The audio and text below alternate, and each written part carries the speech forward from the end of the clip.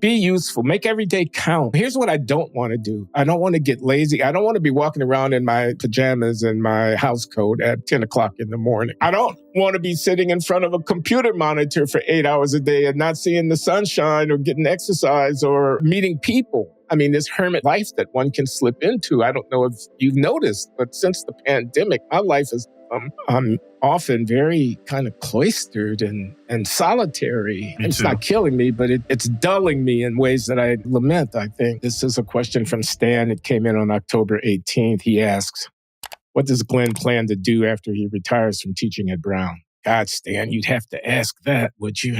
Truth of the matter is, I don't have a plan. I should have a plan. I have a friend. I'm not going to name him because it would embarrass him. He's retired. He's roughly my age. He's in his mid-late 70s. And he's a distinguished historian, and he's taught around at a number of places. He has a good pedigree. He writes books and so on. He is so active in his retirement, it makes me green with envy. He flies out to film festivals where they show old Turner Classic movie films from the 1940s and 50s. He literally goes to the film set in Hollywood where they're doing the festival. This is his road trip. He goes to sporting events because he wants to see a baseball game played in every stadium in the country. And he's, got a plan. He's got a bucket list, whatever. He takes classes. He's enrolled in an extension class for mainly retired people who are interested in Renaissance art or in philosophy or whatever the subject may be. For me, it might be an abstract mathematics class. I haven't challenged myself with that for the better part of a half century. Something really, really hard that you have to pore over to figure out what they're talking about. And then when you see the beauty of it, you have this wonderful wash of satisfaction. But I don't know. I don't know what I'm going to do. Maybe I'll keep teaching at Brown as a retired emeritus adjunct person who offers a course or two living in Providence. Or if not at Brown, maybe at Providence Community College. How about that?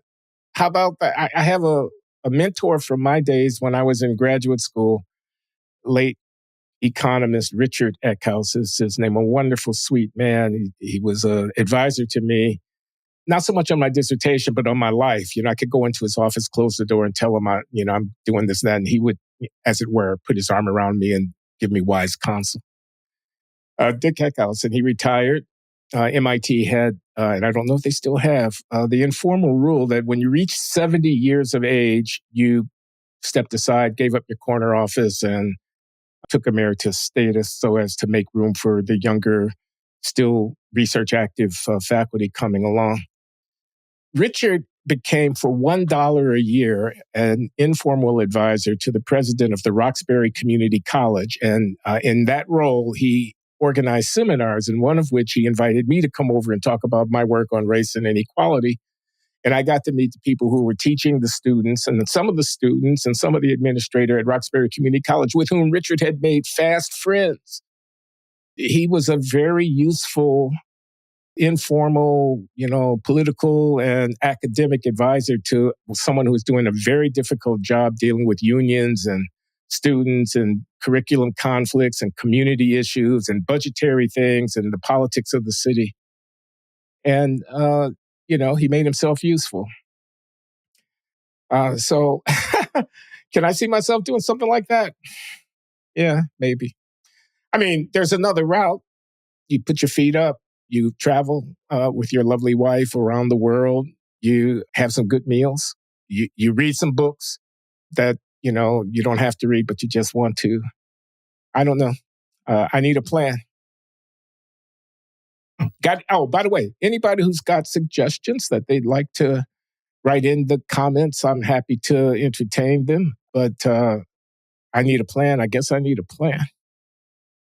I don't suppose you have any comment on that, John.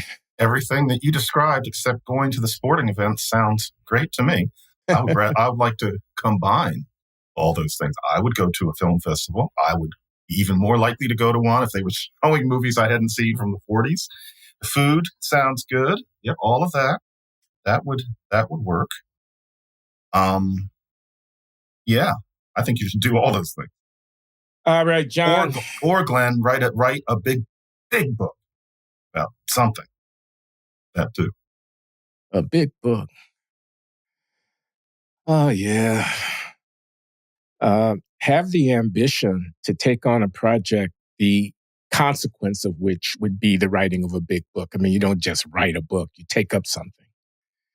You master it. You spend months and maybe even years in study and research and reflection.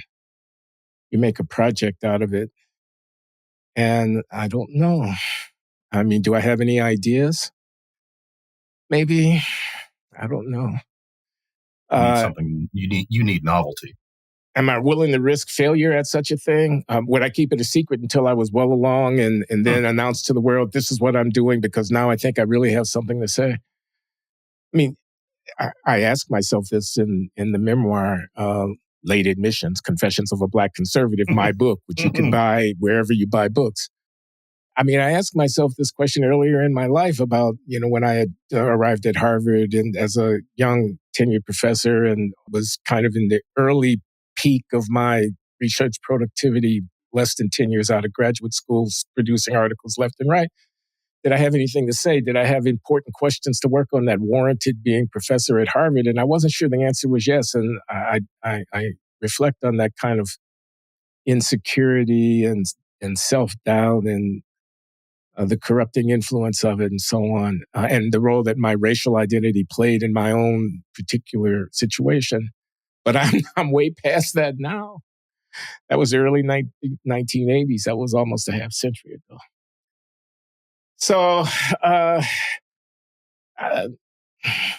be useful. Make every day count. Here's what I don't want to do. I don't want to get lazy. I don't want to be walking around in my pajamas and my house coat at 10 o'clock in the morning. I don't want to be sitting in front of a computer monitor for 8 hours a day and not seeing the sunshine or getting exercise or meeting people. I mean, this hermit-like life that one can slip into. I don't know if you've noticed, but since the pandemic, my life has become often very kind of cloistered and solitary. And it made home, yeah. Yeah, I'm working from home almost exclusively, and it's not killing me, but it's dulling me in ways that I lament, I think. And I know I don't want that. But, and then there are the financial implications, I mean, maybe I should be doing something that generates income because, I've done my sums and Social Security payments are not enough to live on. And, I have savings, but I hope to live forever, obviously. So, my savings are not going to last forever. I need to supplement my income in one way or another. Maybe with a new political dispensation in the air, I could consider service in government of one kind or another if anybody would have me. But I'm old. I'm perhaps too old to be thinking about picking up and going into a bureaucratic morass and trying to get something done in the rough and tumble political world that we live in.